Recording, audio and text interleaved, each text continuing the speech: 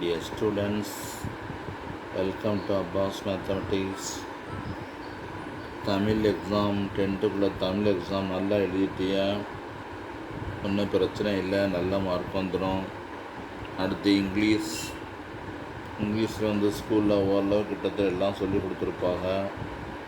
அந்த சொல்லி கொடுத்ததோடு இதையும் கொஞ்சம் பார்த்துக்கோங்க. இதுதான் வரும். நீங்கள் வந்து எந்த மெட்டீரியல் எந்த யூடியூப் சேனல் பார்த்தாலும் ஒன்றும் நோ ப்ராப்ளம். ஆனால் இதை பார்க்காம விட்டுட்டீங்கன்னா உங்களுக்கு வரக்கூடிய கொஸ்டின் ஐயோ இது தெரிஞ்சு விட்டுட்டோமே அப்படின்னு ஃபீல் பண்ணுற மாதிரி ஒரு உணர்வு வந்துடும். அதனால் இதை கொஞ்சம் பார்த்துக்கங்க. இதுதான் வரும். அப்புறம் வந்து ஸ்கூலில் இதுவரை வச்ச அந்த மிட் டேர்ம் கொஸ்டினை பூரா பார்த்துக்கங்க.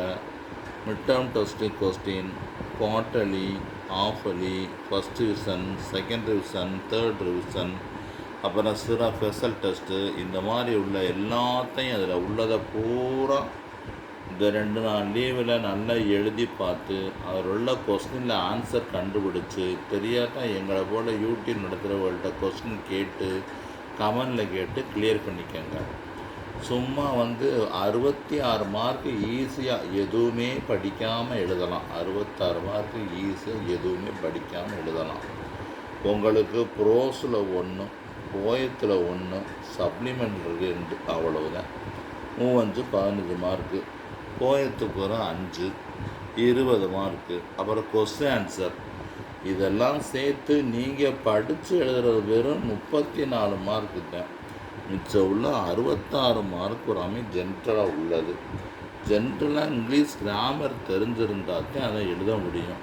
இல்லைன்னா நீங்கள் நினைக்கிற மாதிரி எதாச்சும் ஒன்றை போட்டு விட்டு வந்தீங்கன்னா அது ஒரு வேலை ரைட்டாக இருந்தாலும் இருக்கலாம், தப்பாக இருந்தாலும் இருக்கலாம். இப்போ உங்களுக்கு ஒரு புதிராக இருக்கிறது இந்த டைரக்ட் ஸ்பீச்சு, இன்டைரக்ட் ஸ்பீச்சு. ரிப்போர்ட்டோட ஸ்பீச்சுன்னு நாங்கள் சொல்கிறது பழக்கம்.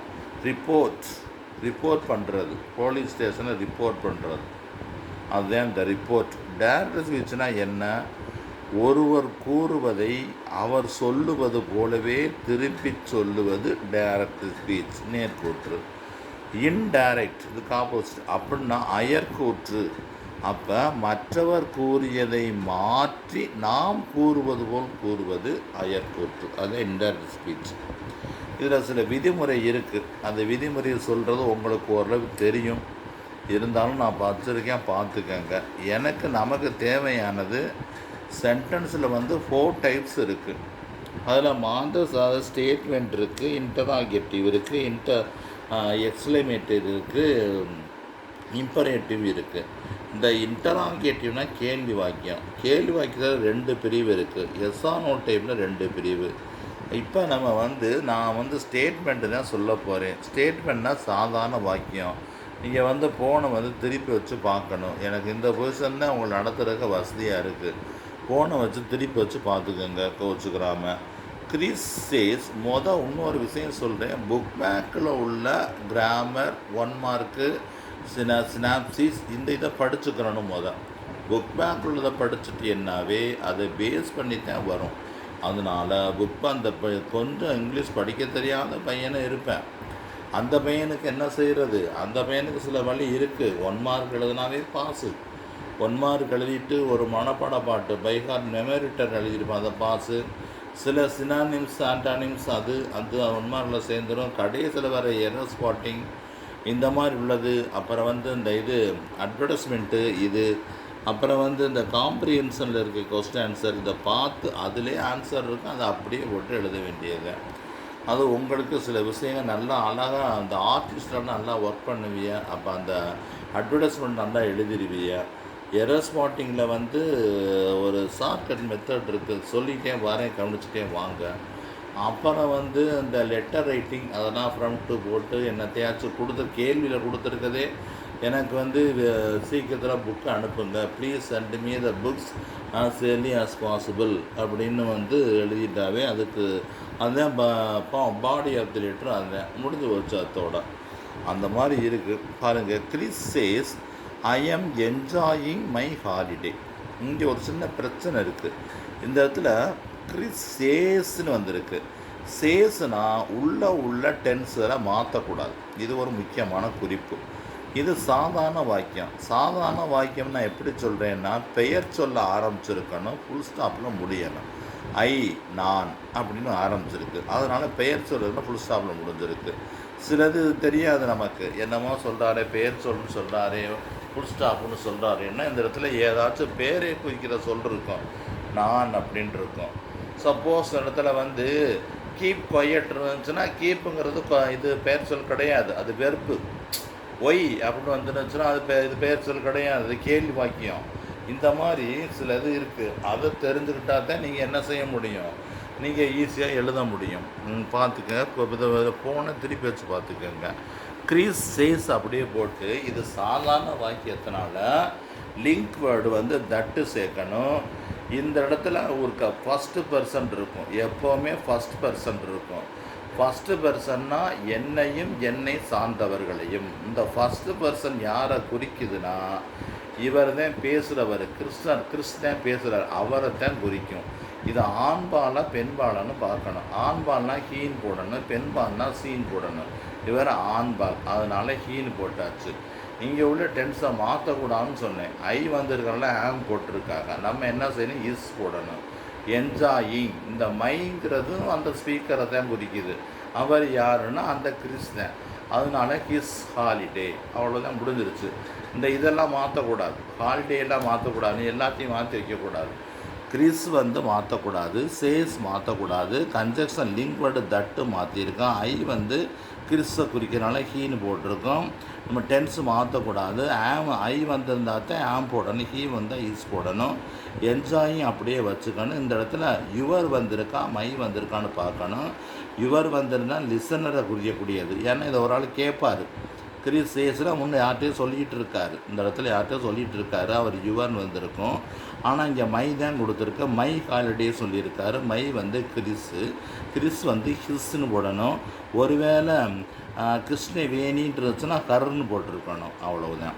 கவி says I will never go to ஒர்க்குன்னு சொல்லியிருக்காரு. கவினா அந்த ஆண்பானாக வச்சுக்கலாம், பெண்பானாக வச்சுக்கலாம். அப்போ கவிங்கிறது Kavi says that she will, ஏன்னா மாற்றக்கூடாது, வெறுப்பை மாற்றக்கூடாது. She will never go to work, full stop. இந்த மாதிரி கொட்டேஷன்லாம் ரிமூவ் பண்ணிடணும். இன்டைரக்டாக மாற்றும் போது கொட்டேஷன்லாம் ரிமூவ் பண்ணிவிட்டு ஃபுல் ஸ்டாப்போட நிப்பாட்டிடணும். Kavi says that she will never go to work, அவ்வளவுதான். She will never go to work. இந்த பற்றியெல்லாம் Kavi says he will never, வுட்டுன்னு மாற்றிருக்காங்க, வுட்டு மாற்றக்கூடாது, வுட்டு வந்து மாற்றக்கூடாது. ஏன்னா இங்கே என்ன இருக்குது, ப்ரெசன்ட் டென்ஸ் இருக்குது. வில் வந்து வில்லாத்தான் மாறும். வில் வந்து என்ன செய்யும், வுட்டாக மாற்றக்கூடாது, வில்லாத்தான் மாறும். பாலு செட், பாலு ஆண்பால். Asia is the largest continent. நம்ம எதுவுமே மாற்ற வேண்டாம். அதில் பாசன் செட்டு வந்துருச்சு, செட்டு தட்டு. Asia is the largest continent, அவ்வளோதான், முடிஞ்சு போச்சு. ஒரே ஒரு லிங்க் வேர்டு தான் சேர்க்குறோம், ஒரே ஒரு link word. Asia is the இது லார்ஜஸ்ட் கான்சன்ட். இதை வாசன் கூட மாற்ற முடியும், ஆனால் Asia is the largest continent உலக உண்மை, யூனிவர்சல் ட்ரூத், அதனால் அதை மாற்றாமல் இஸ்னே போட்டிருக்கான். Alisa said people in Africa are ஸ்டார்விங்னா பட்னி. ஆமாம், Alisa said that people in Africa, ஆறுங்கிறது வேர்னு வரும். இது யூனிவர்சல் ட்ரூத்தாக நினைக்க முடியாது, இது ஆறுங்கிறது வேர்னு வரும், starving. Shalini said I might கம்னு கொடுத்துருக்கு. Shalini said that she might come. அப்புறம் பாருங்கள், Vinod said I would try it. Vinod said that he would try it. Chitti said I would rather fly. Chitti said that he would rather fly. எவ்வளோ ஈஸியாக இருக்குது, கொஞ்சம் கஷ்டமானதை பார்ப்போம். ஸ்ரீராம் செட்டு இஃப், சரி, இஃப் சி டைடட், இது வேணாம், நோமாக இருக்குது, சரியில்லை. Zakir said when I was staying in Madurai I met my best friend. இது நல்லா இருக்குது. ஜாகிர் என்ன சொல்கிறாரு, ஜாகிர் வந்து செட் தட், இதுதான் முக்கியமானது. இது என்ன முக்கியமானதுன்னா, வென் வந்து இது கொஸ்டின் டைப்புனா வென் அந்த செட் தட்டு இது வந்து கொஸ்டின் டைப்னா கேள்வி வாக்கியம் கிடையாது. அப்போ இது கொஸ்டின் டைப்பில் சாதாரண வாக்கியம் தான். ஸோ ஹி ஹேட் மெட். இந்த இடத்துல முக்கியமானது என்னென்னா இந்த பாருங்கள், இந்த ஐயை வந்து ஹீன்னு மாற்றிட்டோம். வாஸ் வந்து பாஸ்ட் பெர்ஃபெக்டாக மாற்றணும். பாஸ்ட் பெர்ஃபெக்ட் மாற்றுறது வந்து இவர் இங்கே மாற்றிருக்காரு Zakir said that he had met his best friend when he had been staying in Chennai. இதை மாற்றணும் அப்படி. ஜாகிர் செட் தட் இந்த இடத்துல இருக்கிற வந்து ஐ வந்து ஹீன்னு மாறிடுச்சு. பாஸ்ட் சென்ஸ் வந்து பாஸ்ட் பெர்ஃபெக்டாக மாறும். இதில் கொஞ்சம் படிக்க வேண்டியது இருக்குது. அதனால் பாஸ்ட் சென்ஸு பாஸ்ட் பெர்ஃபெக்டாக மாறிடுச்சு. மைனா ஜாகிரை குறிக்கக்கூடியது. ஹிஸ் பெஸ்ட் ஃப்ரெண்ட் அப்படியே வச்சுக்கணும். இங்கே இருக்க வெண்ணை இங்கே கொண்டு வரணும். ஐ வந்து ஜாகிரை குறிக்குது, ஹீன்னு போடணும். வாஸ் வந்து பாஸ்ட் சென்ஸு. பாஸ்ட் சென்ஸ்னால் பாஸ்ட் பெர்ஃபெக்டாக மாற்றணும். பாஸ்ட் பெர்ஃபெக்டாக மாற்றுறதுக்கு ஹேடு பீன் போடணும். ஸ்டேயிங் இன் மதுரை அது ஒன்றும் செய்யக்கூடாது. அதுக்கடுத்து பாருங்கள், C set I must WhatsApp அப்படின்னு சொல்லியிருக்கு. இந்த மஸ்ட்டு வந்தால் என்ன செய்யணும், ஹேடு டு போடணும். அதெல்லாம் கிராமரில் அப்படி தான் வச்சுருக்காங்க. ஏன் எதுக்கு அப்படிங்கிறது சொல்கிறதுக்கு இல்லை. She said that she must WhatsApp அல்லது she said that she had to WhatsApp. அதுக்கடுத்து பாருங்கள், இதுவும் அது மாதிரி தான். He said we must do it June. He had must they. அப்போ வீணா தேன்னு மாற்றணும். மஸ்ட்டு அல்ல தேக்கு இப்போ மஸ்ட் போட்டு தே ஹேடுன்னு போட்டுறணும். இது பாருங்கள், இது கேள்வி வாக்கியம் வந்துருச்சு. She said to him why were you absent yesterday. She said to him why were you absent yesterday. She asked him. ஏன்னா இது கேள்வி வாக்கியம். கேள்வி வாக்கியம்னா செட்டு இடத்துல ஆஸ்க்டு போடணும். இந்த கேள்வி வாக்கியத்துலேயும் உங்களுக்கு WH டைப்பாக எஸ்ஆனோ டைப்பானு பார்க்கணும். எஸ்ஆனோ டைப்புனா அது இஃப் ஆர் வெதர் சேர்க்கணும். WH டைப்னா அந்த வேர்பை அந்த வேர்டை அப்படியே போட்டுறணும். அதுக்கடுத்து இங்கே இருக்க சப்ஜெக்ட் யூவை பார்க்கணும். யூ வந்து ஹிம்மை குறிக்குது. ஹிம்னா ஹீன்னு போடணும். வேர் வந்து பாசன்ஸு. பாசன்ஸுக்கு வந்து ஹேடு ப்ளஸ் பிபி போடணும். Had been option yesterday. Yesterday previous day. இதை பார்த்துக்கோங்க, டவுட் இருந்தால் கிளியர் பண்ணிக்கோங்க. He set to me are you going to school. இந்த இடத்துல முக்கியமானது கேள்வி வாக்கியம் வந்திருக்கு. ஹீ ஆஸ்க்டு மீ போட்டாச்சு. இது வந்து எஸ்ஆனோ டைப்பு. எஸ்னால் சாப்பிட்டியா, தூங்கிட்டியா, படிச்சிட்டியா, விளாண்டியா, கடைக்கு போனியா, இந்த மாதிரி கேட்குறேன் எஸ்ஆனோ டைப்பு. ஏன் வரல, எதுக்கு வரல, எப்படி செஞ்ச, எங்கே போன, இப்படிங்கிறது WH டைப்பு. அப்போ ஏன் அப்படின்னா ஒய். இந்த இடத்துல ஒய், அதனால் வந்து WH டைப்புன்னு சொன்னேன். இந்த இடத்துல ஆர் வந்திருக்கு, அது எஸ்ஆனோ டைப்பு. எஸ்ஆனோ டைப் வந்தால் இஃப்ங்கிற வார்த்தையை கன்ஜெக்ஷனாக போடணும், போட்டாச்சு. யூ யாரை குறிக்குதுன்னா யூ வந்து மீயை குறிக்குது. முக்கியமான விஷயம், யூ வந்து மீயை குறித்தா மீ வந்து ஐன்னு மாறும். அதுதான் முக்கியமான விஷயம். ஆர் வந்திருக்கு, அது ப்ரெசன்ட் டென்ஸு. அது வந்து வாஸ்ன்னு தான் மாற்றணும், வேர்னு போடக்கூடாது. Going to school. The children set how beautiful the rainbow is. இது பார்த்தீங்கன்னா ஹவு வந்திருக்கு. ஆனால் இது வந்து அது கிடையாது, இந்த எக்ஸ்க்ளமேட்டரி கிடையாது, சாரி இன்டராகேட்டிவ் கிடையாது, எக்ஸ்க்ளமேட்டரி ஆச்சரியக்குறி வந்திருக்கு. ஆச்சரியக்குறி வந்தாக்கா ஹவுங்கிற ஒரு வார்த்தை வரும், வாட்டுங்கிற ஒரு வார்த்தை வரும். இதில் ஒரு முக்கியமான விஷயம் இருக்குது. ஹவு வந்தால் வெரி அப்படிங்கிற வார்த்தையை சேர்த்துக்கணும். வாட் வந்தால் வெரின்னு சேர்த்துக்கணும். இந்த வாக்கியம் மகிழ்ச்சியான வாக்கியமாக துன்பமான வாக்கியமானு பார்க்கணும். மகிழ்ச்சியான வாக்கியம்னா எக்ஸ்க்ளைம்டு ஜாய்ஃபுல்லின்னு போடணும். துன்பமான வாக்கியம்னா எக்ஸ்க்ளைம்டு சாரோஃபுல்லின்னு போடணும். அதனால் இது வந்து பார்த்தா மகிழ்ச்சியாக தான் இருக்குது. அதனால் வந்து அதை பார்த்தீங்கன்னா அந்த சைல்டு எக்ஸ்க்ளைம்டு தட்டு, இவங்க வந்து மகிழ்ச்சியாக துன்பமாக இன்பமாலாம் சொல்லலை.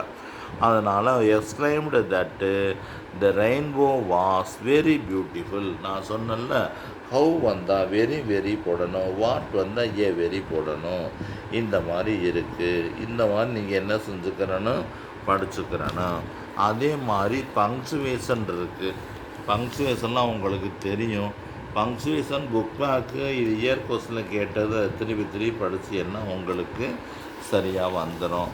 அதுக்கடுத்து என்ன கொடுத்துருக்குன்னா சரி பாருங்கள், உங்களுக்கு புரியுதானு பாருங்கள், புரியாட்டி கேட்டுக்கங்க. அவ்வளோதான். இந்த இது முடிச்சுக்கிருவோம். அடுத்து வேறு டாபிக் போவோம்.